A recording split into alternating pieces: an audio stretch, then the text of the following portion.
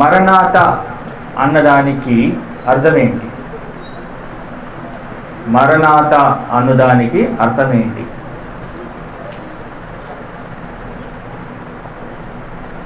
మరణాత అన్నదానికి అర్థం ఏంటి?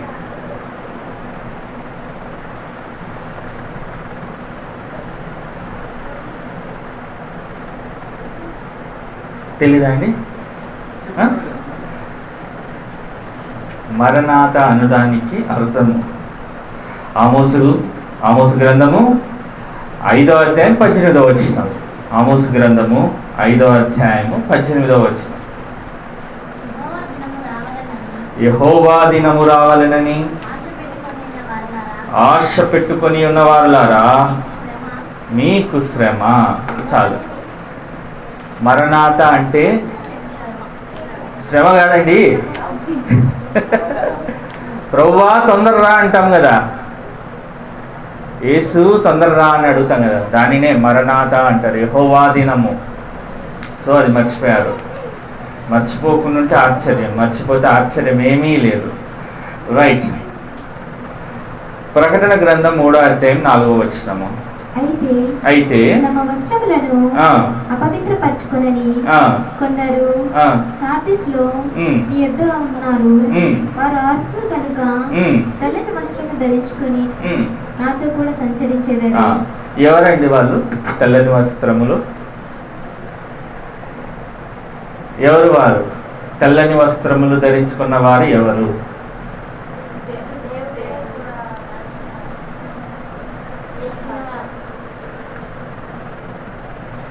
తెల్లని వస్త్రములు ధరించుకున్నవారు ఎవరు? పరిశుద్ధులేమా? కరెక్టే. జయించువారా? దేనిని జయించువారు?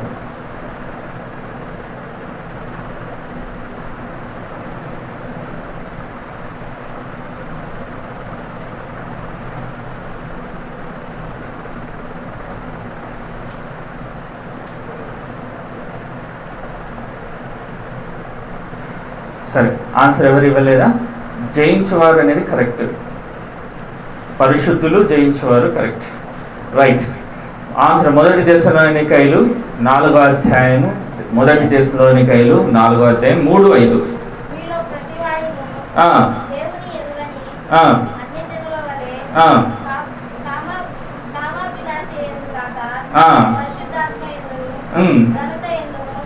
దేని ఎందుంట? ఘనత ఎందును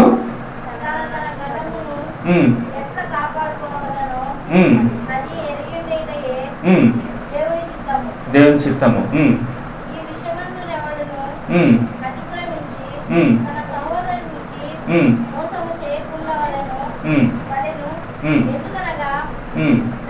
మూడు 4-5 మా 4వ అధ్యాయము 3వ వచనము. మీరు పరిశుద్ధుల గుటయే అనగా మీరు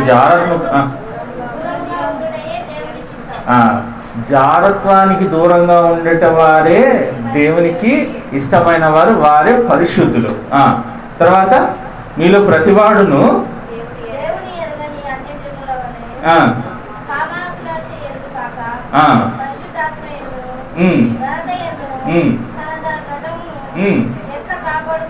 తమ తమ ఘటమును ఎట్లు కాపాడుకున్నవలెనో అది ఎరుగుటే దేవుని చిత్తము. వారే తెల్లని వస్త్రములు ధరించుకొని ఉన్నవారు. రైట్. మీరు మర్చిపోయినారు, కానీ ఆన్సర్ మటుకు నువ్వు గుడ్డిగా చెప్పినావో లేదంటే తెలిసి చెప్పినావో తెలియదు, కానీ కరెక్ట్గా చెప్పావు. రైట్. ఇంకొకటి ప్రకటన గ్రంథం 3వ అధ్యాయం 5వ వచనంలో జయించువాడు అలాగున తెల్లని వస్త్రములు ధరించుకొనెను. జీవ గ్రంథంలో నుండి అతని పేరెంత మాత్రమును తుడుపు పెట్టక నా తండ్రి ఎదుటను ఆయన దూతల ఎదుటను అతని పేరు ఒప్పుకొందును. ఎవరి పేరు జీవ గ్రంథమందు రాయబడుతుందండి? ఫస్ట్ అక్క చెప్పేసింది.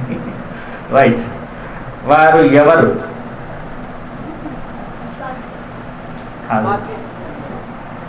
కాదు.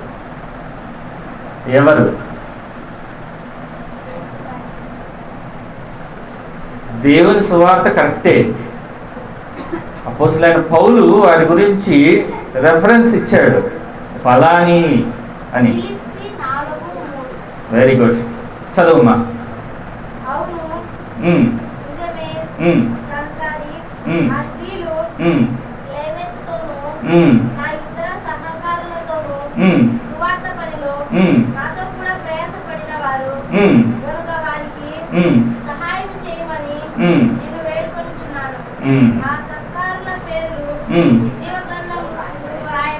Very good, very good. సరే, ఇంకా సబ్జెక్ట్లోకి వెళ్దామండి. ఫిలదెల్ఫియా సంఘం గురించి మనము కాస్త వివరంగా మనం తెలుసుకునే ముందు ప్రకటన గ్రంథము 3వ అధ్యాయము 7వ వచనం చదవండి. గట్టి చదవండి. ఫిలదెల్ఫియాలో ఉన్న సంఘపు దూతకు ఇలాగు రాయము, దావీదు తాళపు చెవి కలిగి ఎవడను వేయలేకుండా తీయవాడును, ఎవడను తీయలేకుండా వేయవాడునైనా సత్యస్వరూపియగు పరిశుద్ధుడు చెప్పు సంగతులు లేవనగా. ప్రకటన గ్రంథము 3వ అధ్యాయం 7వ వచనంలో దావీదు తాళపు చెవి కలిగి ఎవడును వేయలేకుండా తీయువాడును, ఎవడును తీయలేకుండా వేయువాడునైనా అనే దాని గురించి ఈరోజు మనము కొంచెం లోతుగా వెళ్ళి చూద్దాం. దావీదు తాళపు చెవి. మనకు ఒక తాళపు చెవి బాగా గుర్తు ఏంటండి? ఏ తాళపు చెవి గుర్తండి? ఇంటి తాళపు చెవులు కాదు, బీరువాటి కాదు. బైబిల్ గ్రంథంలో మనకు తెలిసిన తాళపు చెవి ఒకటి ఉంది. పరలోకపు ఎవరికి ఇవ్వబడింది? రైట్, పేతురు గారికి తాళపు చెవి ఇవ్వబడింది. ఇక్కడ ఇంకొక తాళపు చెవి చూస్తుంటున్నాం. ఏ తాళపు చెవి చూస్తుంటున్నాము? దావీదు తాళపు చెవి కలిగిన వాడు, అంటే దావీదు యొక్క తాళపు చెవి. అసలు దావీదు దగ్గర ఏ తాళపు చెవి ఉంది? కొంచెము మనం లోతులోకి వెళ్తే యెషయా గ్రంథం 22వ అధ్యాయము, యెషయా గ్రంథము 22వ అధ్యాయము 22వ వచనం. యెషయా గ్రంథం 22వ అధ్యాయము 22వ వచనం. నేను దావీదు ఇంటి తాళపు అధికార భారమును ఎవరి భుజము మీద? అతను అనగా మనకు తక్కువని ఎలగాలి. ప్రభు అయిన యేసుక్రీస్తు వారి భుజము మీద. చదవండి.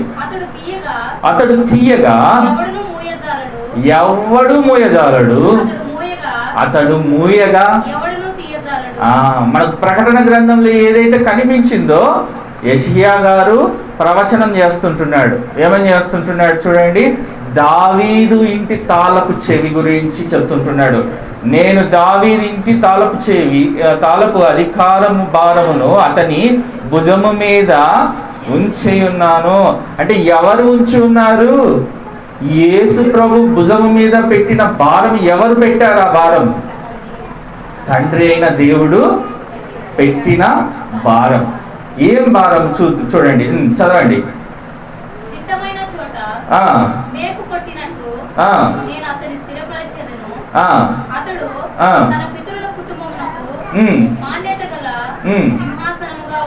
చాలు.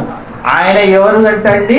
మాన్యత గల సింహాసనము ఆయన స్థిరపరచగలడు. అంటే మనము చూస్తాము 15వ వచనం చూద్దామండి. 15వ వచనము. ప్రభువును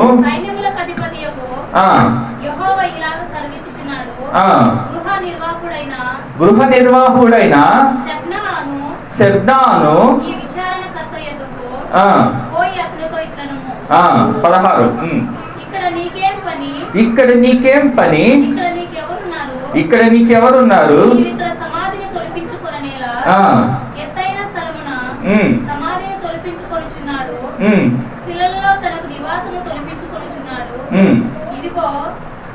చూడండి.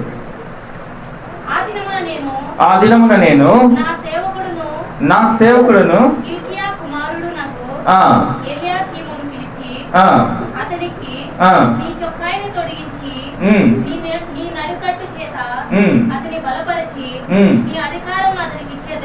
ఎవరికి ఇస్తుంటున్నాడు? ఎవరి అధికారం ఎవరికి ఇవ్వబడుతుంది? ఇక్కడ బాగా మనం చూస్తే హెబ్నా అధికారము హిల్కియాకు ఇవ్వబడుతుంది. ఇక్కడ మారుతూ ఉంది. ఎందుకంటే దావీదు సింహాసనము ఈ భూమి మీద స్థిరపరచబడాలి. ఆకాశం ఉన్నంత కాలము నీ సింహాసనము నిలుచును అన్నాడు కదండి ఆయన. ఆకాశం ఉన్నంత వరకు దావీదు సింహాసనము నిలుచును అని చెప్పిన తర్వాత ఇప్పుడు దేవుడు ఏం చేస్తున్నాడు? స్థిరపరుస్తూ ఉంటున్నాడు దావీదు సింహాసనాన్ని. ఆయన రాజ్యాన్ని స్థిరపరచడానికి ఎన్ని స్టెప్స్ ఆఫ్ వెళ్తున్నాడో చూడండి. చదవండి 21.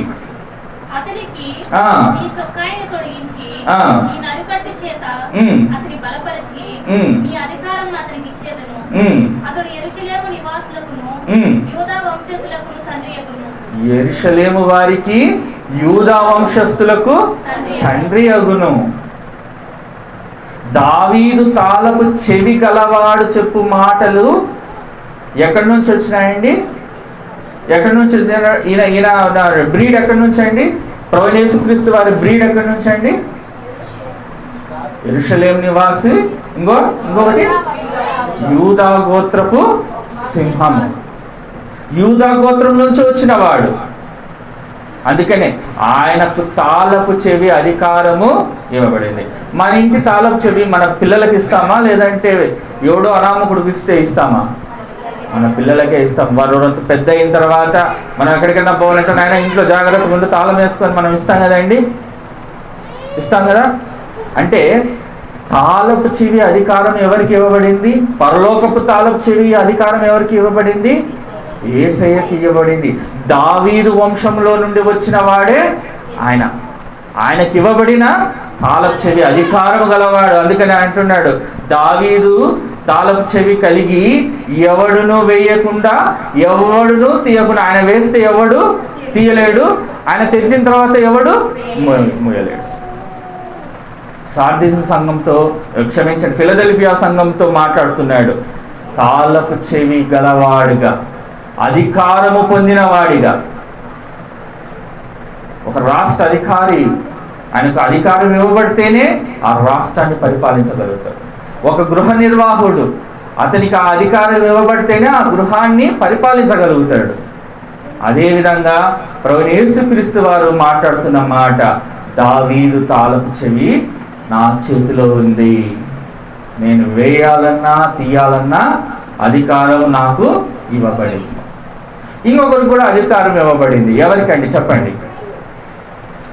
యేసు ప్రభువుకే చెప్పాడు సాతాను. ఏమని చెప్పాడు? ఈ లోక అధికారం అంతా నాకు ఇచ్చేసినారు కాబట్టి నేను నీకు ఇస్తాను, నాకు సాష్టాంగపడితే. ఈ లోక అధికారము ఎవరికి ఇవ్వబడిందండి?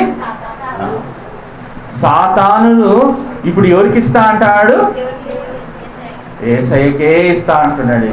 యేసు ప్రభువు అంటున్నాడు, నాదే అయ్యా ఇది అధికారము, నువ్వేది నాకు ఇచ్చేదన్నాడా? అనలేదు. ఎందుకంటే ఒప్పుకుంటున్నాడు, నీకు ఇవ్వబడింది, కరెక్టే, నువ్వు అబద్ధం చెప్పట్లా, నిజమే చెప్పావు.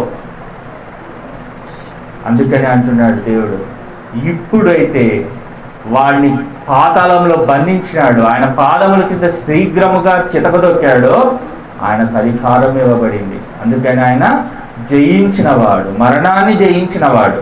ముందుకు వెళ్దాం. మత్తయి సువార్త 23వ అధ్యాయం 13వ వచనం. మత్తయి సువార్త. కొందరు ఈ తాళపు చెవి ఇవ్వబడిన వారు చేస్తున్న పొరపాట్లు చూద్దాం. మత్తయి సువార్త 23వ అధ్యాయం 13వ వచనం. అయ్యో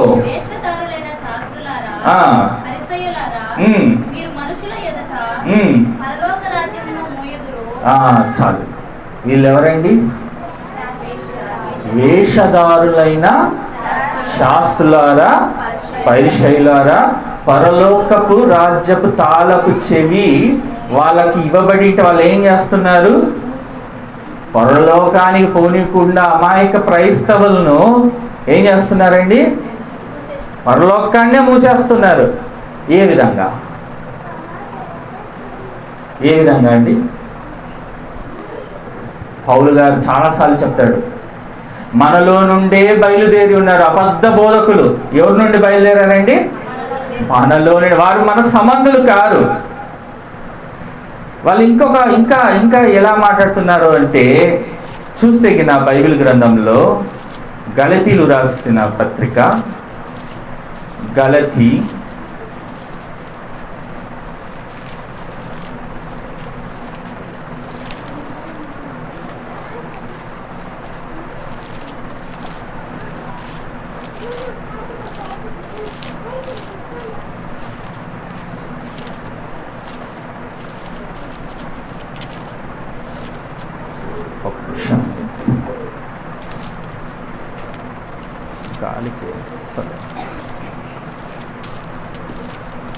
3వ అధ్యాయం, గలతీలు రాసిన పత్రిక 3వ అధ్యాయం.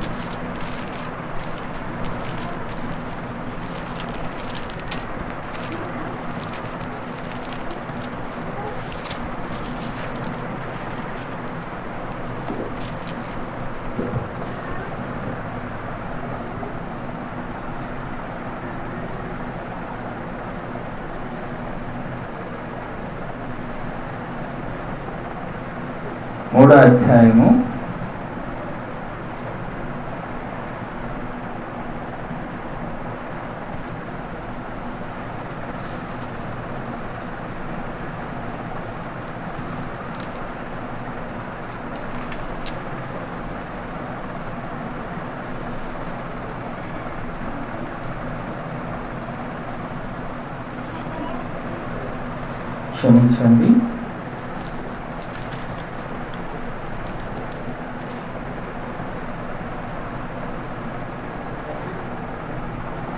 11వ వచనంలో చూడండి. 2వ అధ్యాయం 11వ వచనము. అయితే అంతియొకకు వచ్చినప్పుడు అతడు అపరాధిగా తీర్చబడను గనుక నేను ముఖాముఖిగా అతని ఎదిరించి తిని, ఏలయనగా యాకోబు నద్ద నుండి కొందరు రాకమనిపే అతడు అన్నజనులతో భోజనము చేర్చుండను గాని వారు రాగానే సున్నతి పొందిన వారికి భయపడి వెనుక తీసి వేరైపోయేను. తక్కిన యూదులను అతనితో కలిసి మాయ వేషం వేసుకుని గనుక బర్నబా కూడా వారి వేషధారణం చేత మోసపోయేను. ఇక్కడ చూడండి, కేఫా అంటే ఎవరండి? పేతురు గారు. పేతురు గారు ఎంతో మంచి సేవ చేసి ఆయన యేసు ప్రభు అతన్ని బండ మీద నీ బండ మీద సంఘమును కడతానని వాగ్దానం చేసిన కేఫా చేస్తున్న పొరపాటు ఏంటండి? ఆయన కొంచెం తక్కువ వారినితో భోంచేస్తున్నప్పుడు ఎవరు వచ్చారంట అండి? సున్నతి పొందిన యూదులు వచ్చారు. వస్తా నేను ఏం చేశాడు చూడండి, చదవండి. తక్కిన యూదులను మాయ వేషం వేసుకునేది గనుక పైన చదవండి, పైన భోజనము అనకా నుంచి చూడండి 12వ వచనము. వారు రాగానే సున్నతి పొందిన వారికి భయపడి వెనుక తీసి వేరైపోయాను. ఎవరండి ఇల్లు? సున్నతి కంపల్సరిగా. చాలా మంది మనంలో కూడా క్రైస్తవుల్లో అనబడిన వారు కూడా కొంచెము విభిన్నమైన ఉద్దేశాలను మన క్రైస్తవుల మీద దుద్దుతూ ఉంటారు అన్నమాట. వారు ఏం చేస్తున్నారంటే పరలోకానికి వారిని చేర్చనీయకుండా అడ్డుకుంటుంటారు. ఉదాహరణ చెప్పాలంటే, మీరు డైరెక్ట్గా ప్రార్థన చేయకూడదు, మీరు డైరెక్ట్గా వాక్యాన్ని చెప్పకూడదు. మీరు ఏది చేయాలన్నా నాకు వచ్చి చెప్పాలా, నేను ఆ తర్వాత మీకు చెప్తాను. ఇలాంటి భిన్నమైన బోధనలో ఉంటున్నారు. కేఫా వారికే భయపడ్డాడు. వారికి భయపడి ఈయన చేసిన తప్పుకు అపోస్తలుడైన పౌలు ఏం చేస్తున్నాడో చూడండి, పైన చూడండి, చదవండి. అయితే కేఫా 11 వచ్చినప్పుడు అతడు అపరాధిగా తీర్చబడను గనుక. ఎవరండి ఈ మాట చెప్తున్నది? అపోస్తులైన పౌలు ఎవరిని తీర్పు తీరుస్తుంటున్నాడు? పేతుర్ని తీర్పు తీరుస్తూ ఉంటున్నాడు. అపరాధి అయినావు నువ్వు, వాక్యానుసారంగా లేవు నువ్వు. వాక్యము చెప్పున్నది ఒకటైతే నువ్వు చేస్తున్నది ఏంటి? కేఫా, క్రీస్తును ముఖాముఖిగా చూసావు, క్రీస్తుతో నడిచావు, క్రీస్తుతో సువార్తలో పాలు పంపులు పొందావు, అనేక అద్భుతాలు చేసిన నువ్వు ఏం చేస్తున్నావు?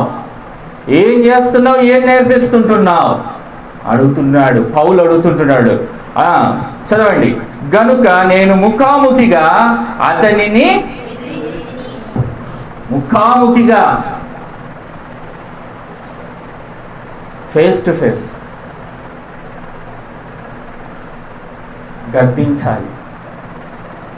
గర్దించాలి. తప్పు జరిగినప్పుడు నిజమైన క్రైస్తవుడు అయితే దానిని గర్దించాలి. ఎలా గర్దించాలి? వాక్యము ద్వారా, వాక్యానుసారముగా మనము ముందు నడచాలి. ఫస్ట్ మనము నడచకుండా ఊరికేనే ఎదుటోడి మీద పడితేగిన అది చాలా విమర్శకు గురవుతాం. మనం దేవుని ఎదుట విమర్శకు గురవుతాం. మనం వాక్యానుసారముగా నడవాలి. వాక్య ప్రకారం మనం జీవించినప్పుడు పౌలు ఎలా ఉన్నాడు? ఇదిగో నా పరుగు తుదముట్టించి తిని నా కొరకు నీతి కిరీటము. అప్పుడు ఆయన అంత హై క్యాడర్లోకి పోయిన తర్వాతనే పేతురు గారితో మాట్లాడేది. ఈయన అడ్డదారులు దొక్కుతూ, ఈయన భిన్నాభిప్రాయాలలో ఈయన ఉండి పేతురు గారిని అడిగింటే పేతురు గారు కూడా సమాధానం ఇచ్చిండు. చాలా మటుకు మనలో ఈ గుణం ఉండదు. ఏ గుణం ఉండదు అంటే మనం పరిశీలించుకోం. ఎదుటోని భలే స్కాన్ చేస్తూ ఉంటాం. వాడిట్టా, వీడిట్టా, వీళ్ళిట్టా, వాళ్ళిట్టా ఏమనంటే ఇదొకటి చూపిస్తారు. పేతురునే గద్దించాడు కదా. ఎలా గద్దించాడు? ఆయన ముందు పర్ఫెక్ట్గా ఉన్న తర్వాత, ఆయన ఖచ్చితత్వంగా ఉన్న తర్వాత చెప్తున్న మాట. ఏమని చెప్తున్నాడు? చదవండి, కిందికి రండి. 13వ వచనం. అతనితో కలిసి మాయవేషం వేసుకునేది కనుక బర్నబా కూడా వారి వేషధారణ చేత మోసపోయేను. వారి స్వార్థ సత్యము చొప్పున క్రమముగా నడుచుకొనకపోవుట నేను చూచినప్పుడు అందరి ఎదుట కైఫాతో నేను చెప్పినది ఏమనగా, నీవు యూదుడవై ఉండియు యూదుల వలె కాక అన్యజనుల వలెను ప్రవర్తించుచుండగా అన్యజనులు యూదుల వలె ప్రవర్తింపలేనని ఎందుకు బలవంతం చేస్తున్నావు? మనము జన్మము వలన యూదులమే గాని అన్యజనులలో చేరిన పాపులము కాము. చాలు. ఇక్కడ డైరెక్ట్ గా ఆయనకు వివరిస్తూ ఉంటున్నాడు. పౌలు గారికి వివరిస్తుంటున్నాడు. నీవు ఏ విధంగా ఉండాలి? అన్యజనుల వల్లే ఉంటున్నావు. నువ్వు యూదుడివే కానీ అన్యజనులు అంటే వారి లోకానుసారమైన జీవితాలలో, అంటే సున్నతి చేయబడిన వారే, సున్నతి చేయబడాలి. అప్పుడే మనం కూర్చొని వారితో భోజనం చేయగలుగుతాము. యేసును కూడా అన్నారు కదండి. యేసును కూడా పాపులతో కూర్చొనినా భోజనం చేస్తున్నాడని. వ్యభిచారి అయిన స్త్రీ ఆయన దగ్గరికి వస్తే అందరూ సనుక్కున్నారు. దేవుడు వచ్చింది ఎవరి కొరకండి? పాపులను రక్షించుటకు క్రీస్తు యేసు ఈ లోకానికి వచ్చాడు. మనం ఏం చేస్తున్నాం? రోజు హై క్యాడర్లో ఉండేవారు, రోజు ఉద్యోగస్తులు అయితేనే వాళ్ళ దగ్గరికి తీస్తాం, పేదవాళ్ళ దగ్గర తీయం. వారి అట్టడుగులో జీవిస్తుంటే వాళ్ళని దగ్గరికి తీయం, వారితో ఎక్కువసేపు మాట్లాడడం. మన రేంజ్ ఏంది? స్టేటస్ ఏంది? సస్తే నువ్వు అదే మట్టిలో, వాడు అదే మట్టిలో. ధనవంతుడు, ఎంతో ధనవంతుడైన అతను చనిపోయి ఉంటే ఎక్కడ పూడ్చారండి? ఆకాశంలో పూడ్చారా? లాజరు చచ్చిపోతే మట్టిలోనే. ఇద్దరు మట్టిలోనే. మనిషిని మట్టికి మార్చగలిగేవాడు ఎవడండి? ప్రభువైన దేవుడు. ఆయనే పరమ తండ్రి నరుని మట్టికి మారుస్తుంటున్నాడు. ప్రసంగి గ్రంథంలో మనం చూస్తే గిన ఆయన నరులారా తిరిగి రండి అని చెప్తుంటున్నాడు. ఆయన ప్రేమ ఇక్కడ చూస్తే ఇక్కడ వేరియేషన్స్ కనిపిస్తుంటున్నాయి. యూదులకు ఇవ్వాల్సిన ప్రథమ స్థానము ఈయన ఎవరికో ఇస్తున్నాడని యూదులు ఏదో అనుకుంటారని ఈయన భయపడ్డాం. అప్పుడు పౌలు గారు ఆయనను గద్దిస్తూ ఆయన సరిచేస్తున్న విషయాన్ని మనం చూస్తుంటున్నాం.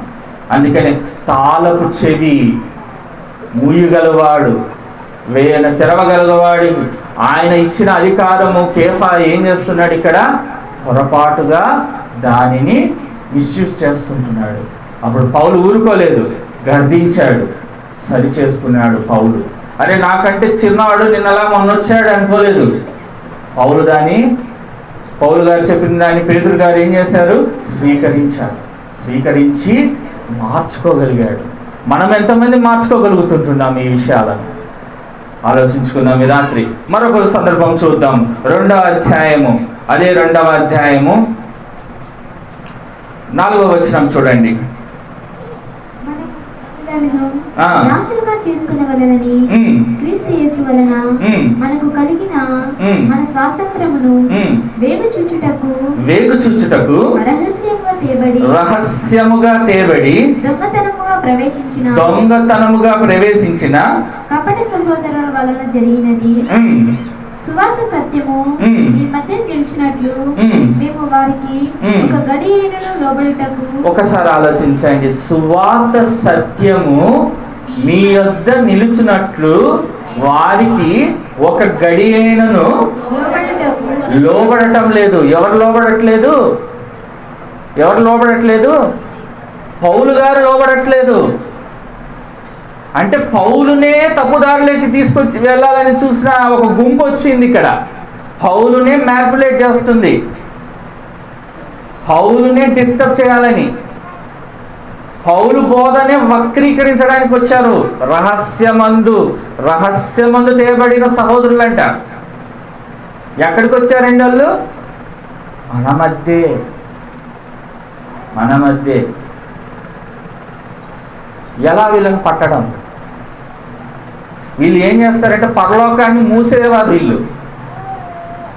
వీళ్ళు పరలోకాన్ని మూసేవారు.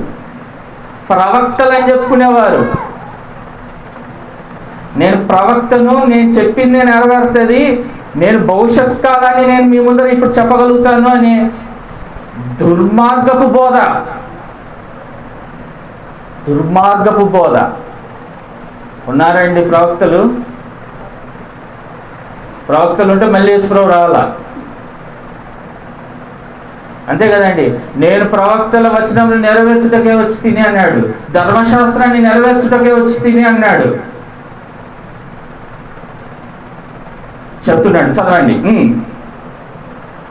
సువార్త సత్యము మీ మధ్యను నిలుచున్నట్లు మేము వారికి ఒక్క గడి అయినను లోబడక ఒప్పుకొనలేదు. ఎవరికైనా వారిగా ఎంచబడిన వారి యొద్ద నేనేమి నేర్చుకొనలేదు.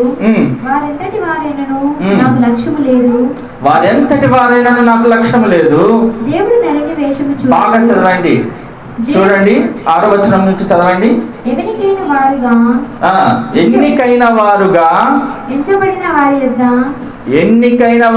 ఎంచబడిన వారి యొద్ద నేనే నేర్చుకోలేదు. అంటే మేము స్కాలర్స్, మేము PhD చేసాము, మేము డాక్టరేట్ చేసాము, లేదంటే మేము పాస్టర్స్ము, లేదంటే మేము రెవరెండ్లము, లేదంటే మేము పోపులమని విర్రవీగుతున్న వారితో మాట్లాడుతున్న మాట ఈ కాలమందు గిన తెచ్చుకుంటే, ఆ కాలమందు ఇదే వచనాన్ని మనం చూస్తే గిన అప్లై చేస్తే, యేసుతో నడిచిన 12 మంది శిష్యుల గురించి మాట్లాడుతున్న మాట పౌలు గారు.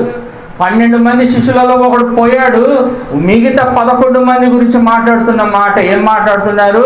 మీరు ఏర్పరచబడిన వారు అనుకుంటున్నారేమో, లేదంటే మీరు ప్రత్యేకింపబడిన వారు అనుకుంటున్నారేమో, లేదంటే మీరు దేవుని వలన నియమింపబడిన అపోస్తులని మీరు విర్రవీగుతున్నారేమో. మీరు ఎంతటి వారైనా ఐ డోంట్ కేర్, నేను భయపడను. చదవండి. వారెంతటి వారైనను నాకు లక్ష్యము లేదు. దేవుడు నరుని వేషము చూడడు. ఆ ఎన్నికైన వారు నాకేమియు ఉపదేశింపలేదు. అయితే సున్నతి పొందిన వారికి. చాలు. ఎవరండి? ఎవడు నాకేం నేర్పించలేదు, నాకు నేర్పించింది నా దేవుడు.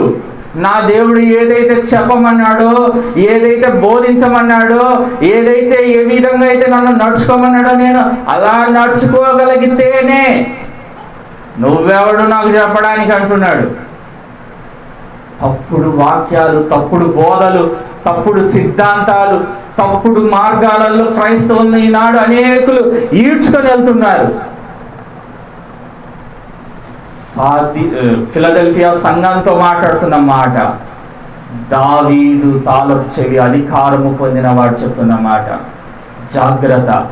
మీ మధ్యనే రహస్యముగా తాబడిన కపట సహోదరులు ఉన్నారు. వారు మిమ్మల్ని ఎక్కడికి తీసుకుపోరండి? పరలోకానికి తీసుకొని పోకున్నట్లుగా వాళ్ళు చేస్తున్న చాలా దుశ్చర్యలు. ఈ సందర్భంలో మీకు ఒక చిన్న వీడియో చూపించాలని నేను ఆశపడుతుంటున్నాను.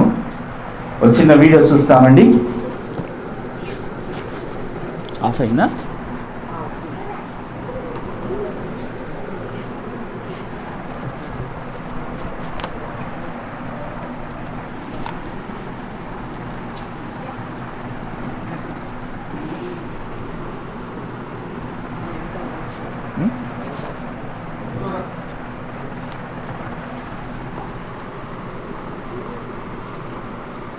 రవి అని ఉంటుంది చూడ, ఎక్కడ రవి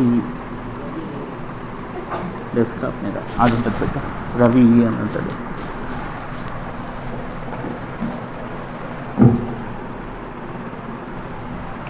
ఆడియో కనెక్షన్.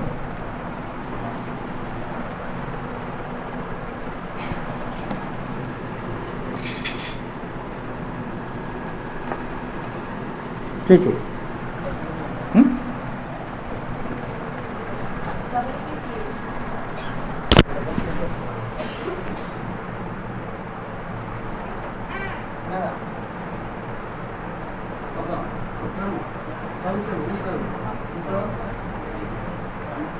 అడుగు దేవుడు నాకు ఇచ్చిందంటే మిమ్మల్ని నాకు ఇచ్చాను.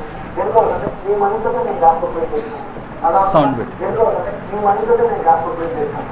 అలా అవుతుందా? దేనికోసంటే మీ మనసుతో నేను జాగ్రత్త చేశాను. అలా అవుతుందా? అందుకే మీరు అక్కడ రెస్పెక్ట్. అందుకే మీకోసం నేను చాలా జాగ్రత్తగా ప్రే చేస్తాను. మీరు వేరుకుని నేను ప్రే చేస్తాను. నేను నా వైపు దేనికోసంటే మీరు అభివృద్ధి పొంది దీపబడి అత్యున్నతమైన స్థితిలోకి వెళ్ళాలి కనుక లైవ్ చూసేవారు, తర్వాత రికార్డు చూసేవారు కూడా చెప్తున్నా, మీరు చేతులు అంటుంది మేము ఇది చేయగలుగుతున్నాం. అది ఒక చూడర్ పర్సన్ కనుక ఏరియా దగ్గర ఎంతో మంది ఉన్నారు. కానీ దేవుని వివరాల దగ్గరికి పంపించాను. అంటే నేను దేవుడు నా దృష్టిలో ఎందుకు వేసుకున్నాంటే సమయంలో ప్రాపర్టికల్గా ఆమత్యమైంది, సూపర్నెంటల్ కనెక్షన్ అయింది. బుద్ధిలో లోనైపోలేదు, గర్భంలో అయిపోలేదు. అది జీవితం. కుమారుడు అయిపోయింది. నిజంగా చనిపోయినా తాత్కాలికమే. దాని ప్రభుత్వం పేరుతో తెలియజేశాడు. నువ్వు నాలో నిమిషంలో నాకంటే కూడా ఎందుకు సమస్యలే చెప్పలేదు. అలా ఉండేదో మనకి నేను ఆ ప్రవర్తన అందుకే తీసుకొచ్చేస్తాను. నేను ఇది అందుకే తీసుకొచ్చేస్తాను. చూడండి నా ప్లేస్ అని నీకు సపోర్ట్ ఉన్నాయి. నేను చెప్తున్నా ప్రపంచం కొట్టుకోకపోయినా నువ్వు మొత్తం ప్లస్ అయితే ఇంకొకటి అద్భుతాలు అవుతాయి. బట్టలే కాదు ఇంకే అసలు కాదే కాదు. దేవుడు అడుగుతున్నావు నేను ఏం చేసి వచ్చి ప్రేయర్స్ నేను కావాలి రెండు కల్పించి ఆయన తండ్రిని కొన్న చూద్దాం. నేను మాట్లాడే భాషలు విలువకుదే, నేను మాట్లాడే భాషలు విలువకుదే, నేను మాట్లాడే భాషలు విలువకుదే, నేను మాట్లాడే భాషలు విలువకుదే. సుమనతో చాలు, సుమనతో చాలు, సుమనతో చాలు మీకు కలుగు ఆమె పైన రోజు చెప్తున్నా. ఏం చేసి మీకు యాక్టివేట్ అయ్యారు మీ ఫ్రెండ్స్ మీ ఆపరేషన్ చూడ దగ్గరికి వెళ్ళి వీళ్ళంతా తిరిగి రాబోతున్నాయి. చాలా మందికి ట్రాన్సాక్షన్స్ అయితాయి. ఆయన కామెంట్స్ పెట్టండి. చాలా మందికి ట్రాన్సాక్షన్స్ అయితాయి. ఆయన కామెంట్స్ పెట్టండి. చాలా మందికి ట్రాన్సాక్షన్స్ అయితాయి. ఆయన కామెంట్స్ పెట్టండి. చాలా మందికి ట్రాన్సాక్షన్స్ అయి. ఈయన చెప్తున్న మాటలు మీకు అర్థం అయిందా లేదా? అర్థం కాలేదు. ఈయన చెప్తున్న మాట ఏంటంటే, నేను మీ మధ్య ఇప్పుడు ప్రార్థన చేస్తాను. లైవ్లో ఉన్నవారు కానీ రికార్డింగ్ వింటున్నవారు కానీ మీ యొక్క ట్రాన్సాక్షన్స్ అంటే బ్యాంక్ అకౌంట్లో పరిశుద్ధాత్మ దేవుడు లేదంటే దేవదూతలు వచ్చి కోట్ల రూపాయలు డిపాజిట్ చేస్తారు, నాతో పాటు ప్రార్థనలు ఏకీభవించండి అని చెప్తుంటున్నాడు. అర్థమైందా? మీలో ఎవరికైనా ఆర్థిక సమస్య ఉంటే నాతో పాటు ప్రార్థనలు ఏకీభవించండి. ఇప్పుడే ఈ క్షణమందే కోట్ల రూపాయలు లేదంటే లక్షల రూపాయలు మీ అకౌంట్లో దేవుడు డిపాజిట్ చేస్తాడు. దీనికి ముందు ఈయన అడిగింది ఏంటంటే, మీరు లేకుంటే నేను సువార్త పని చేయలేను, ఎందుకంటే మీరు డబ్బులు ఇస్తేనే నేను సువార్త చేయగలనని ఇంట్రడక్షన్లో చెప్తున్నాడు. నేను ప్రశ్న వేశాను, ఆ దేవుడు దేవదూతలు ఏదో వచ్చి నీ ట్రాన్సాక్షన్స్ ముట్టొచ్చుగా, మళ్ళీ మమ్మల్ని ఎందుకు అడుక్కుంటున్నా? దొంగ అపోస్తులు, దొంగ బోధకులు క్రైస్తవుల్ని ఎంత అమాయకంగా ఆడుకుంటున్నారు తెలుసా అండి? ఎంత అమాయకంగా ఆడుకుంటున్నారు తెలుసా? వాక్యము వీరికి సరిగా తెలియదు. ఏలియా చేసినాడు అద్భుతం. ఎందుకు చేయాల్సింది వచ్చింది? దేవుడు ఆ దేశాన్ని భయపెట్టాడు, మొత్తాడు కనుక ఈయన ప్రాణం కాపాడుకున్నటకు ఆ పేద విధవరాలు కానుంచి సహాయము ఇచ్చాడు. ఇశ్రాయేలు గురించి చెప్పాడు. ఐగుప్తు నుంచి వచ్చేటప్పుడు అరణ్య మార్గంలో వారు దప్పికొన్నారు అని ఇశ్రాయేలుకు వాగ్దానం ఇచ్చాడు గనుక ఆయన వారిని కంటికి రెప్పగా చూస్తున్నాడు. ఇప్పుడు మనకిచ్చిన వాగ్దానం ఏందండి? ఇంకో దేశానికి పోవడానికా, లేదంటే కరువులో నుంచి కాపాడడానికా? మనకిచ్చిన వాగ్దానం ఏంది? ఇదిగో నేను త్వరగా వస్తాను, మీ కొరకు నేను స్థలము సిద్ధపరుస్తాను. ఎక్కడ? పరలోక సంబంధమైన వాగ్దానం మనకిస్తే ఈ లోకంలో నీ బ్యాంక్ బ్యాలెన్స్ అభివృద్ధి కావడం ఏంటి? అభివృద్ధి కావాలంటే పరలోకంలో అభివృద్ధి కావాలని క్యాటర్, ఈ లోకంలోనా? యేసుకే స్థలం లేదండి, యేసుకే స్థలం లేదు, యేసుకే ఇల్లు లేదు, యేసుకే అకౌంట్ లేదు. ఆ యేసు పేరుతో దొంగ బోధకులు ఏం చేస్తున్నారంటే అమాయక క్రైస్తవుల కష్టార్జితాన్ని ఆవిరి చేస్తుంటున్నారు. ఇట్లాంటి వారికి దేవుడు ఖచ్చితంగా సమాధానం ఇయ్యడా? అందుకని ఏమంటున్నాడు చూడండి, గలతీయులు రాసిన పత్రికలో ఏమంటున్నాడు చూడండి, 11వ అధ్యాయం 2వ అధ్యాయం 11వ వచనంలో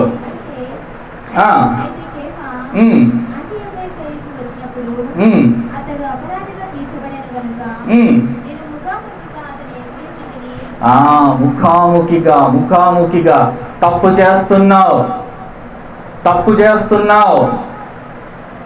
క్రైస్తవులను దొంగ బోధకులు చేతులకు అప్పగిస్తుంటున్న నేటి క్రైస్తవ బోధకుల గురించి మనము గర్దించాలా లేదా? వారిని ముఖాముఖిగా మనం ఎదుర్కోవాలా లేదా?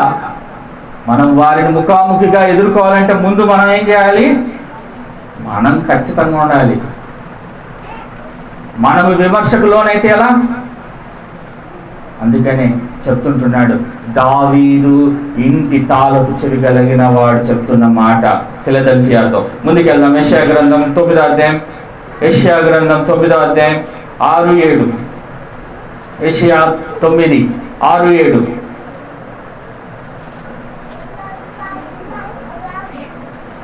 యెషయా గ్రంథం 9వ అధ్యాయం 6-7 వచనాలు.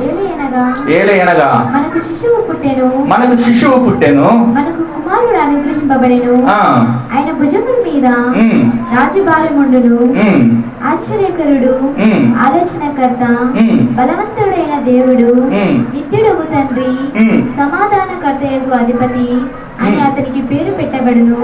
ఇది మొదలుకొని మితి లేకుండా దానికి వృద్ధియు క్షేమమును కలుగునట్లు సర్వకాలము దావీదు సింహాసనమును రాజ్యమును నియమించును, న్యాయము వలను నీతి వలన రాజ్యమును స్థిరపరచుటకు అతడు సింహాసనాసీనుడై రాజ్య పరిపాలన చేయును. చాలు. ఇది ఎవరు చెప్తున్న మాట అండి?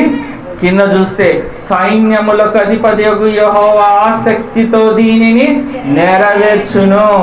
యేసుక్రీస్తు గురించి చెప్పబడిన ప్రవచనము దావీదు యొక్క వంశావళి నుంచి వచ్చిన ప్రవీణ యేసుక్రీస్తు వారు యుగ యుగములు ఆయన రాజ్యము నిలిచి ఉంటుంది. దావీదుతో ఇచ్చిన వాగ్దానం ఏంటంటే ఏమని ఇచ్చాడండి? ఆయన సింహాసనము రాజ్యము చదవండి. దావీదు సింహాసనమును రాజ్యమును నియమించును, న్యాయము వలనను నీతి వలనను రాజ్యము స్థిరపరచును. అతడు సింహాసనాసీనుడై రాజ్య పరిపాలన చేయును. ఎంతకాలం వరకు చేస్తాడండి? ఎంతకాలం వరకు చేస్తాడండి? యుగ యుగములు, యుగ యుగములు. మనం ప్రకటన గ్రంథంలో చూస్తే ఆయనది యుగ యుగముల రాజ్య పరిపాలనగా మనకు కనపడుతుంది. దావీదు వంశంలో నుంచి వచ్చిన వాడైన క్రీస్తు. అందుకని అంటున్నాడు, ఆయన పరలోక రాజ్యపు తాళపు చెవులు ఆయన చేతిలో ఉంటున్నాయి. ఇంకొక విషయంలోకి ముందుకెళ్దాం. అపోస్తుల కార్యములు 2వ అధ్యాయం 36 వచనం. అపోస్తుల కార్యములు 2వ అధ్యాయము 36. మీరు సిలువ వేసిన యేసునే దేవుడు ప్రభువుగాను క్రీస్తుగాను నియమించెను. చాలు. ఎవరినండి నియమించింది? ప్రభువుగాను. క్రీస్తు అనగా అభిషక్తుడు, అంటే రాజుగాను ఎవరు నియమించారు? అందుకని అన్నాడు కదా, మనం పై వచనంలో చూసుకున్నాము. యెషయా గ్రంథము 7వ వచనం ఆఖరి భాగం ఏంటంటే సైన్యములకు అధిపతియగు యెహోవా ఆసక్తితో దీనిని నెరవేర్చును. ఏది నెరవేర్చాడు? ప్రభువుగాను క్రీస్తుగాను. ఎవరికి? మనందరికీ. ఈ భూమి మీద ఉన్న ప్రతి వానికి ఆయన ఎలా ఉన్నాడండి? ప్రభువుగాను క్రీస్తుగాను నియమించినాడు. ఒక దావీదు తాళపు చెవి, ఒక దావీదు నుంచి ఆయన వంశములో నుంచి ఎన్ని విధాలుగా ఎన్ని శాఖలుగా వెళ్తున్నాడో చూడండి దేవుడు. చూద్దాం. మొట్టమొదట దావీదు నుంచి వస్తే కింద షెబాను, ఆ తర్వాత హిల్కియా, ఇప్పుడు ప్రవీణ యేసుక్రీస్తు. చేతులు మారుతూ వస్తున్నాయి. ఇప్పుడు ప్రవీణ యేసుక్రీస్తు ఎవరికి ఇచ్చాడు? పేతురికి ఇచ్చాడు. పేతురు ఎవరికి ఇచ్చాడు? పేతురు ఏం చేశాడు? అనేకులకు, నీకు నాకు కూడా ఇప్పుడు ఆ తాళపు చెవి ఇవ్వబడింది. మనకు కూడా ఆ తాళపు చెవి ఇవ్వబడింది. పేతురు ద్వారా మనందరికీ ఇవ్వబడిన తాళపు చెవి. మన పరలోకానికి వెళ్ళాలంటే, మన ఇంటికి మనం వెళ్ళాలంటే మన కాడ తాళపు చెవి లేకుంటే లోపలికి వెళ్తామా అండి? వెళ్ళలేము. ఏంటి ఆ తాళపు చెవి? యేసు రక్తము ప్రతి పాపమును, ప్రతి వాడిని పవిత్రపరిచేది. అదే ఆయన బలియాగమే. ఆయనను నమ్మిన వాడు ప్రతి వాడు నిత్య జీవంలోకి వెళ్ళేది. అదే మన తాళపు చెవి. ఎంతమంది దీన్ని జ్ఞాపకం పెట్టుకొని ఉంటున్నాం? ప్రభువా, రాజ్య నివాసులుగాను రాజవారసులుగాను నీ రాజ్యవాసులుగాను నన్ను చేర్చినావే అని మనం ఆరాధిస్తాం. ఆరాధనలో మన కాడ ఆ తాళపు చెవి నిజంగానే ఉందా? ఆ తాళపు చెవి మనం కలిగి ఉన్నామా?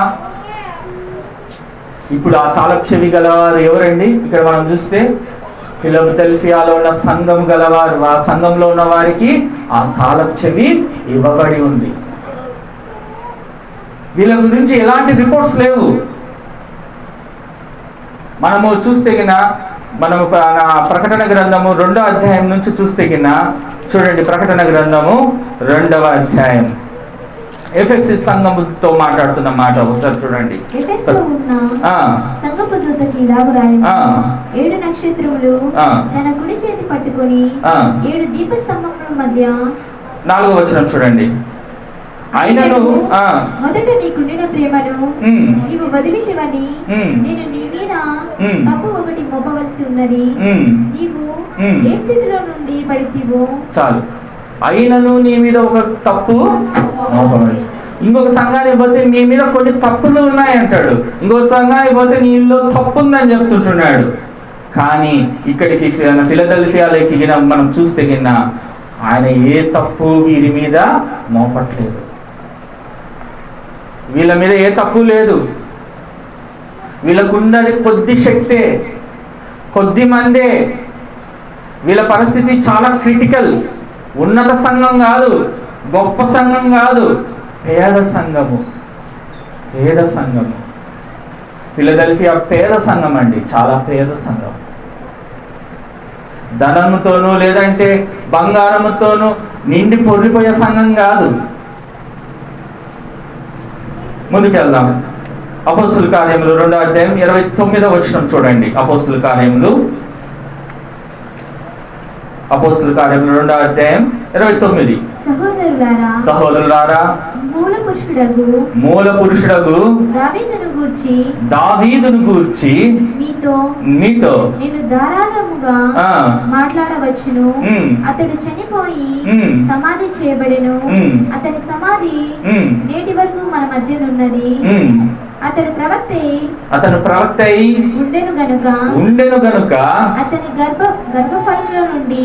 గర్భఫలములో నుండి అతని సింహాసనము మీద ఒకరి కూర్చుండబెట్టుదును అని దేవుడు తనతో ప్రమాణపూర్వకంగా ఒట్టు పెట్టుకున్న సంగతి అతడు ఎరిగి క్రీస్తు పాతాళంలో విడవబడలేదనియు ఆయన శరీరము కుళ్ళిపోలేదనియు దావీదు ముందుగా తెలుసుకొని. దావీదు ఎప్పుడు తెలుసుకున్నాడండి? ముందుగా తెలుసుకొని ఆయన పునరుద్ధానమును గూర్చి చెప్పెను. అతని పునరుత్థానమును గురించి దావీదు ప్రస్తావిస్తుంటున్నాడు. ముందుగా ఎరిగాడు. ఇలా ముందుగా ఎరిగిన జాబితాలు ఇంకొకరు ఉన్నారు. ఎవరండి ముందుగా ఎరిగిన జాబితా? ఇందాక ఆన్సర్ ఇచ్చారు, మర్చిపోయారు. అబ్రహాము కూడా ముందుగా ఎరిగాడు. అతని వలన అనేక జనులు ఆశీర్వాదింపబడతారని ముందుగా ఎరిగి ఇప్పుడు ఈయన ముందుగా ఎరిగాడు. తన గర్భఫలము నుండి వస్తాడు ప్రభువైన క్రీస్తు. ఆయన రక్షకుడు, ఆయన రాజు, అందరికీ పైనున్నవాడు అని ముందుగా ఎరిగి. చదవండి 31వ వచనం. క్రీస్తు పాతాళములో విడవబడలేదనియు ఆయన శరీరము కుళ్ళిపోలేదనియు దావీదు ముందుగా తెలుసుకొని ఆయన పునరుద్ధానము గురించి చెప్పెను. ఈ యేసును దేవుడు లేపెను. ఈ యేసును ఎవరు లేపారండి? దేవుడు లేపెను. చదవండి. దీనికి మేమందరము సాక్షులము. చాలు. ఇక్కడ చెప్తుంటున్నాడు, దావీదు సింహాసనము నుంచి వేరు చెగురుగా వచ్చిన ప్రభువైన యేసుక్రీస్తు గురించి సాక్ష్యమిస్తున్నారు అపోస్తలులు. మేము దీనికి సాక్షులము అని చెప్తుంటున్నాడు. అందుకని ఆయన తాళపు చెవి, దావీదు తాళపు చెవి అని ఎందుకు మాట్లాడుతున్నాడంటే ఆయనకు అధికారము ఇవ్వబడి ఉన్నవాడు. అదే అధికారం అనేకులకు దేవుడు ఇచ్చి ఉంటే వారు ఏం చేస్తున్నారు? కొందరు ఏం చేస్తున్నారు? అందరు కాదండి, అందరు బోధకులనే అనకూడదు. కొందరు ప్రత్యేకింపబడి మోసపరచడానికే ఉంటున్నారు. జాగ్రత్త సుమ. మనం ఏమి వింటున్నామో వేరొక సువార్త కాదు, కానీ అది క్రీస్తు సువార్తే. కానీ అది ఎలా వక్రీకరింపబడి జరుగుతుంది. దేవుడు మిమ్మల్ని ఆశీర్వాదిస్తాడు అని చెప్తారే, వాక్యానుసారంగానే బోధింపబడుతుంటుంది, కానీ వక్రీకరింపబడుతుంది. జాగ్రత్త. మనం ఏం చూస్తుంటున్నాము, ఏమి వింటుంటున్నాము, ఏది తెలుసుకుంటున్నాము, ఏది గ్రహిస్తుంటున్నామో ప్రతిదీ మనం పరిశీలించుకోవాలి. లేదంటే మనం కూడా అనేకులు గుడ్డివాడికి త్రోవ చూపిస్తే ఏమవుతారండి? ఇద్దరు గుంటలో పడిపోతారు. మనం జాగ్రత్తగా ఉండాలి. అందుకని చెప్తుంటున్నాడు. ముందుకు వెళ్దాం. ప్రకటన గ్రంథం 3వ అధ్యాయం 7వ వచనం. ప్రకటన 3:7. ఫిలదెల్ఫియాలో ఉన్న దూతకు ఇలాగు రాయుము, దావీదు తాళపు చెవి కలిగి ఎవడును వేయలేకుండా తీయవాడను, ఎవడును తీయలేకుండా వేయవాడనైనా సత్యస్వరూపియగు పరిశుద్ధుడు చెప్పు సంగతులు ఏవనగా, ఆయన చెప్పే సంగతులు ఏవనగా. ఇప్పుడు స్టార్ట్ చేస్తుంటున్నాడు మాట్లాడ. సత్యస్వరూపి అయిన దేవుడు మాట్లాడే మాటలు స్టార్ట్ అవుతున్నాయి. ప్రకటన 1:18 చూడండి, మరలా 1:18. నేను మొదటి వాడను, కడపటి వాడను, జీవించువాడను, మృతుడనైతిని గాని ఇదిగో యుగ యుగములు సజీవుడై ఉన్నాను, మరియు మరణము యొక్కయు పాతాళ లోకము యొక్కయు నా స్వాధీనంలో ఉన్నవి. ఎవరి స్వాధీనంలో ఉన్నాయంటండి? ప్రభువైన యేసుక్రీస్తు వారి స్వాధీనంలో ఉన్నాయి. పరలోకపు తాళపు చెవులు, ఆ తర్వాత పాతాళపు క్షమించండి, మరణము యొక్కయు పాతాళము యొక్కయు తాళపు చెవులు ఎవరి దగ్గర ఉన్నాయండి? ప్రభువైన యేసుక్రీస్తు వారి దగ్గర ఉన్నాయి. భవిష్యత్ జ్ఞానం చెప్తామని చాలా మంది వస్తుంటారు. రేపు నీకేమి సంభవిస్తుందో మేము ఇప్పుడే చెప్తాము, నువ్వు పలానా డేట్లో పలానా రోజు ఇట్లా అవుతావు, ఇలా అవుతావు అని. ఎవరినైనా నీకు చెప్పింది ఆయన చేతిలో ఉంది. మరణము కానీ నువ్వు పాతాళానికి దిగిపోవాలన్నా, మరణానికి నువ్వు అప్పగింపబడాలన్నా ఎవరి చేతిలో ఉంది? ఆయన చేతిలో ఉంది. ఆయన వశమై ఉంది. నువ్వెవడు చెప్పడానికి? నీకు ఇవ్వబడింది అధికారం, ఎవ్వనికి అధికారము ఇవ్వబడలేదు. ముందుకెళ్దాం. ప్రకటన గ్రంథం 3:8 చూడండి. నీ క్రియలను నేనెరుగుదును, నీకున్న శక్తి కొంచెమే, నీవు నా వాక్యమును గైకొని నా నామము ఎరుగనలేదు. ఇదిగో తలుపుని ఎదుట తీసి ఉంచి ఉన్నాను, దానిని ఎవడును వేయనేరడు. చాలు. ఇక్కడ చూడండి, నీ క్రియలు నేను ఎరుగుదును, నీకున్న శక్తి చాలా కొంచెమే. శక్తి అనగా ఏంటండి? బాగా దీన్ని కండలు పెంచడమా? కాదు. ప్రార్థనా శక్తి, వాక్యములో జీవించే శక్తి, విశ్వాసమందు ఉన్న బలము గురించి మాట్లాడుతున్న మాటలు. నీకున్న శక్తి చాలా చిన్నది. మన సంఘం కూడా చూడండి, చాలా చిన్న సంఘం. విశ్వాసములో మనము గొప్పవారం. ఇక్కడ అనుకున్న వాళ్ళు అనుకోవచ్చు కదా, మనం అనుకోవచ్చు కదా, ఇంత చిన్న చర్చికి పోయేదాని బదులు పెద్ద చర్చికి పోతే దేవుడు ఇంకా బాగా ఆశీర్వదిస్తాడని. విశ్వాసము మన విశ్వాసము ఎక్కడున్నా కానీ, ఎక్కడ ఏ ప్రదేశంలో ఉన్నా కానీ దేవుడు నాకు చెయ్యి విడవడు అనే కదా మీరు ఇక్కడ కలిసి ఉండేది. లేదంటే ఏదన్నా ఇచ్చి ఏమన్నా మిమ్మల్ని కూర్చోబెడుతున్నారా బలవంతంగా? లేదు కదండి. దేవుని యందు విశ్వాసం మన ఎదల మనకు ఉంటుంది. చాలా మందికి నేను ఇంత మంచి స్టాండర్డ్లో నిలబడిపోయినాను అని మన మీద మనకు చాలా మందికి ఉంటుంది అన్నమాట విశ్వాసం. కానీ దేవుని ఎదుట, దేవుని పక్షాన మనం విశ్వాసంగా ఉంటే కింద మనము నీతిమంతులుగా తీర్చబడతాం. అబ్రహాం ఏ విధంగా అయితే నీతిమంతుడిగా మార్చబడ్డాడు విశ్వాసమును బట్టి, మనం కూడా విశ్వాసమును బట్టి, క్రీస్తును యందు విశ్వాసమును బట్టి మనం కూడా నీతిమంతులుగా తీర్చబడతాం. ఇక్కడ అదే అంటున్నాడు, నీకున్న శక్తి కొంచెమే అంటున్నాడు. ఒక ముఖ్య విషయాన్ని మనం తెలుసుకుందాం. ఫిలదెల్ఫియా అనగా ఏంటి? ఫిలదెల్ఫియా అనగా ఏంటి? సహోదరుల ప్రేమ. ఫిలదెల్ఫియా అంటే అర్థం ఏంటంటే సహోదరుల ప్రేమ, ఒకరి ఎడల ఒకరికున్న ప్రేమ.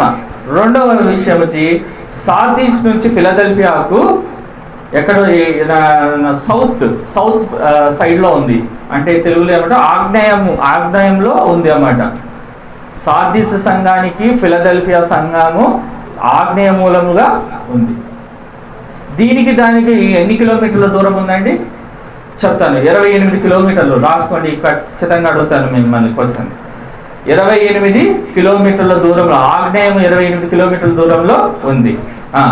పెర్గము రాజైన అటాలస్ ఫిలదెల్ఫ్ కట్టించాడు. ఎవరండి కట్టించింది?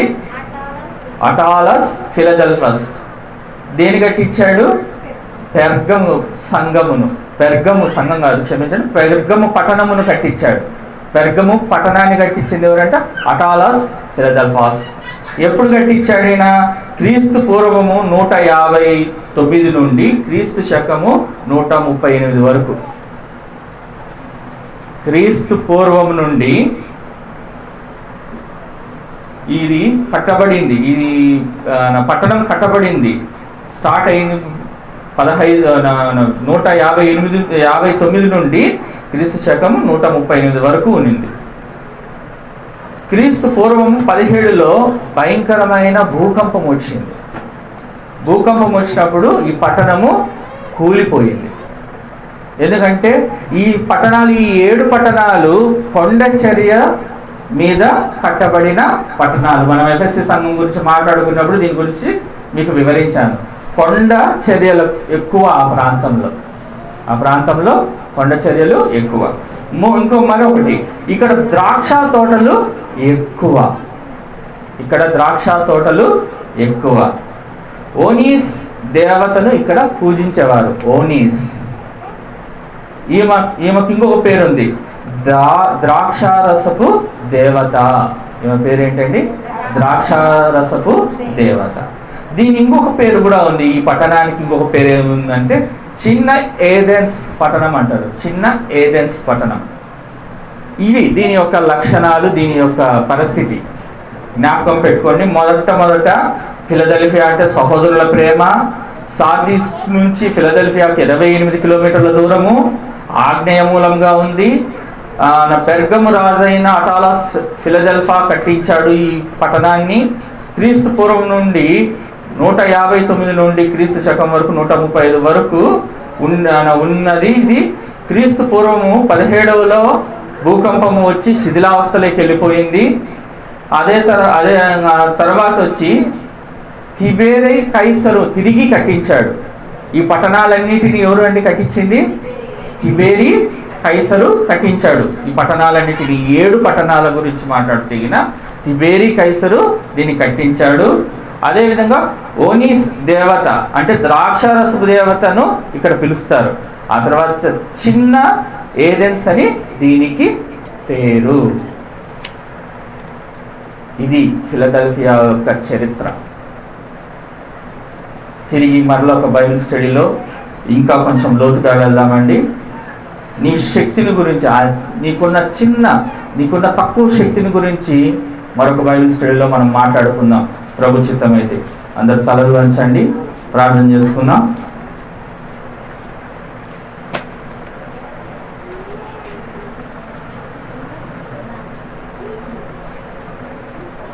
మహాపరిశుద్ధుడైన మా పరలోకపు తండ్రి, జీవము గల దేవ, మీకే వందనములు స్తోత్రం తెలుసుకుంటున్నాం తండ్రి. ఈ సాయంకాల సమయంలో మీరు మాతో మాట్లాడిన ప్రతి మాటను తండ్రి మేము గైకొని మా మనసులను మేము ఎవరును చెరపట్టకోకుండా మేము జాగ్రత్తగా మెలుగుగా ఉండి మమ్మల్ని మేము తండ్రి బుద్ధి చెప్పుకొనొచ్చు మీ అందు మేము ముందుకు సాగునట్లుగా మాకు జ్ఞానం అనుగ్రహించండి, కృపను దయచేయమని కోరుతుంటున్నాము. ఈ కాలమందు తండ్రి మరీ ఎక్కువగా మతోన్మాదులు, దొంగ ప్రవక్తలు తండ్రి క్రీస్తుని ఎరిగి ఉన్నామని చెప్తూ మా నుండే బయలుదేరి ఉన్న అనేక అబద్ధ బోధకులు తండ్రి ఎక్కువై ఉంటున్నారు. జ్ఞాపకం చేసుకునండి తండ్రి. మేము బలహీనులుగా కాకుండా బలముగా తండ్రి సాతాను యొక్క దుష్ట తంత్రములను మేము ఎదిరించే వారిగాను శక్తివంతులుగాను మమ్మల్ని మేము తండ్రి సిద్ధపరచుకున్నటకు మీ కృపను అనుగ్రహించండి. విత్తబడిన ప్రతి లేఖన భాగాన్ని జ్ఞాపకం చేసుకునండి తండ్రి. మీరు కట్టి ఫలింప చేయండి తండ్రి. నేను నా నోటి నుండి కాని మాట ఏదైనా పలికితే దయతో నన్ను క్షమించమని కోరుతుంటున్నాను. సంఘంలో ఉన్న ప్రతి బిడ్డను జ్ఞాపకం చేసుకునండి తండ్రి. వారిని పరలోక రాజ్యంలో తండ్రి మేమందరము తండ్రి మేము ఒకరినొకరు సిగ్గులేని ముఖంతో మిమ్మల్ని ఎదుర్కొనలాగున మాకు మంచి ఆత్మస్థైర్యం అనుగ్రహించండి. దావీదు తాళపు చెవులను కలిగి ఉన్న మీరు తండ్రి మీ ఎదుట మేము సాష్టాంగ నమస్కారం చేస్తున్నాం. జ్ఞాపకం చేసుకోనండి తండ్రి. మాలో ఉన్న కల్మషమును మలినమును అన్నిటిని తీసివేసి మమ్మల్ని పరిశుద్ధతలోకి నడిపించమని కోరుకుంటున్నాం తండ్రి. ఇక్కడ చేరి వచ్చిన ప్రతి బిడ్డను జ్ఞాపకం చేసుకునండి. వారి అవసరతలను అక్కడ వారి వారి కాలమందు తండ్రి మీరే నెరవేర్చమని కోరుతుంటున్నాను తండ్రి. రానున్న సమయాన్ని మీకు అప్పగిస్తుంటున్నాను. తిరిగి తండ్రి శుక్రవారం ప్రార్థనలో మేమందరం ఏకీభవించినప్పుడు కృపను అనుగ్రహించమని అడుగుతూ ముందున్న పరిచయం జ్ఞాపకం చేసుకోనండి తండ్రి. మా మధ్యకు రాలేకపోయిన వారి కొరకు ప్రార్థన చేస్తుంటున్నాం. జ్ఞాపకం చేసుకోనండి. వారు ఎందుకు నిమిత్తమైతే ఆటంకపరచబడ్డారు తండ్రి, అటు ఆటంకులన్నింటినీ తండ్రి తొలగించి మరలా వారు మాతో పాటు తండ్రి కలుసు